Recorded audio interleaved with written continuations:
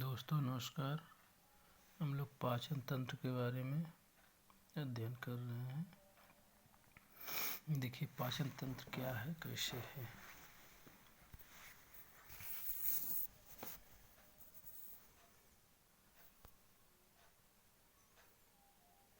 विभिन्न भौतिक एवं रासायनिक क्रियाओं पर एंजाइम की सहायता से भोज्य पदार्थ को तरल एवं छोटे छोटे घुलनशील अणुओं में बदलना पाचन कहलाता है। भोजन करने, पचे हुए पदार्थों का अवशोषण करके इन्हें रुधिर में पहुंचाने तथा शेष निरर्थक पदार्थ का मल के रूप में परित्याग करने में शामिल सभी अंग पाचन तंत्र के भाग है। पाचन तंत्र में मुख से गुदा तक फैली एक लंबी आहार नाल होती है तथा इसमें संबंधित कुछ सहायक अंग भी होते हैं। मनुष्य के आहार नाल की लंबाई औसतन 8 से 10 मीटर तक होती है। मुख, ग्रासन गुहिका, ग्रास नली, अमाशय तथा आंत आहार नाल के मुख्य भाग हैं। लार का स्रावण लार ग्रंथियों द्वारा होता है। यह हल्की अम्लीय होती है। इसमें लगभग 99.5% जल होता है। मनुष्य के मुख गुहा में लगभग 0.75 से 1.5 लीटर लार का स्रावण प्रतिदिन होता है। लार भोजन को गीला करने तथा उसकी लुगदी बनाने में सहायक होती है, जिसमें उसे आसानी से निगला जा सके। लार में टायलिन होता है जो स्टार्च को शर्करा में तोड़ता है। लार में लाइसोजाइम नामक एंजाइम भी उपस्थित होता है जो भोजन के साथ आए हुए जीवाणुओं को नष्ट करने में सहायक होता है।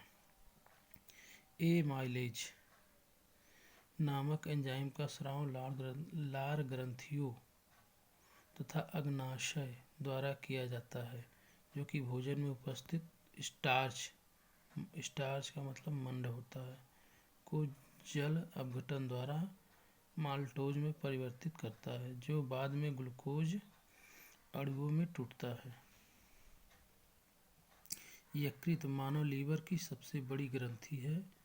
यह उदर गुहा में तंतुपट अर्थात डायाफ्राम के ठीक नीचे आंत्र योजनी अर्थात सिमेट्री से संयुक्त गहरे लाल भूरे रंग का होता है। इसका भार लगभग 1.5 किलोग्राम होता है। यह अनेक क्रियाओं का संपादन करता है। इसकी कुछ मुख्य क्रियाएं हैं: पित्त का उत्पादन करना, ग्लाइकोजेनोलिसिस क्रिया द्वारा ग्लूकोज का ग्लाइकोजन में परिवर्तन तथा रक्त प्लाज्मा के कुछ प्रोटीनों का उत्पादन, रक्त में अमीनो अम्ल का नियमन तथा विषाक्त अमोनिया को यूरिया में परिवर्तित करना अर्थात यूरिया का संश्लेषण आदि है। पित्त पीले हरे रीने का क्षारीय तरल होता है। इसका भंडारण पित्ताशय में होता है।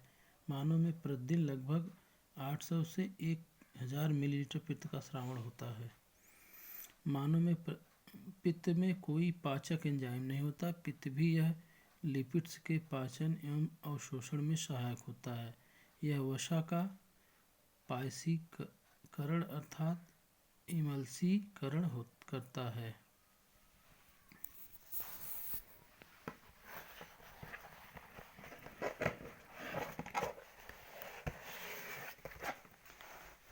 देखिए दोस्तों, इसमें जो है शरीर का स्ट्रक्चर इस प्रकार है।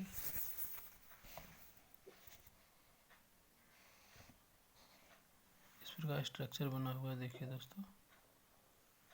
और देखिए इसमें जो है क्या है, लिपिड्स के पाचन में लाइपेज नामक एंजाइम महत्वपूर्ण भूमिका होती है।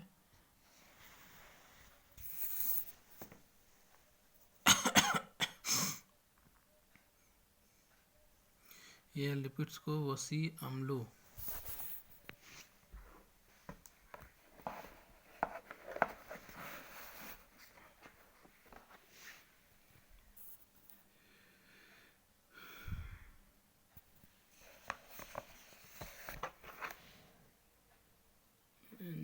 लिपिड्स के पाचन में लाइपेज नामक एंजाइम की महत्वपूर्ण भूमिका होती है। लिपिड्स को वसीय अम्लों तथा मोनोग्लिसराइड में विखंडित करते हैं। पेप्सिन, ट्रिप्सिन, काइमोट्रिप्सिन नामक एंजाइम प्रोटीन के पाचन में सहायक होते हैं। प्रोटीन को छोटी पेप्टाइड श्रृंखलाओं व अमीनो एसिड में विखंडित करते हैं। अग्नाशय मानव शरीर की दूसरी सबसे बड़ी ग्रंथि है। यह एक मिश्रित ग्रंथि है जिसमें एक साथ अंतःस्रावी एवं बहिःस्रावी दोनों प्रकार के भाग पाए जाते हैं। इसमें हार्मोन तथा पाचक रस का स्राव होता है। इसके पाचक रस को अग्नाशय रस भी कहते हैं। यह क्षारी होता है। इसमें कार्बोहाइड्रेट, वसा, प्रोटीन को पचाने के लिए एंजाइम होते हैं, इसलिए इसे पूर्ण पाचक रस कहा जाता है। तथा ट्रिप्सिन नामक एंजाइम का स्राव अग्नाशय द्वारा किया जाता है, जो कि प्रोटीन को पॉलीपेप्टाइड में परिवर्तित करता है। मानव शरीर में क्षुद्रांत या छोटी आंत आहार नाल का एक भाग है, जो कि आमाशय एवं बड़ी आंत के मध्य स्थित होती है। इसमें अधिकांशतः भोजन का पाचन होता है तथा पचे हुए भोजन का अवशोषण किया जाता है।